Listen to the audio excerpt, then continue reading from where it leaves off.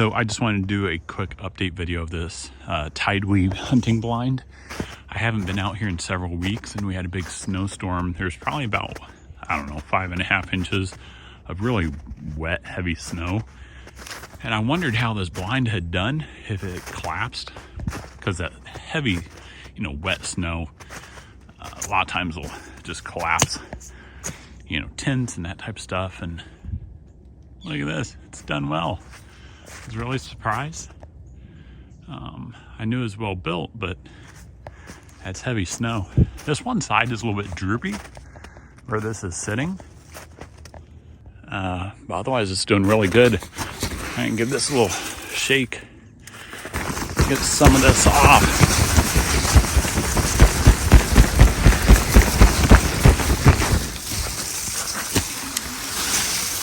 Get some of this weight off of this.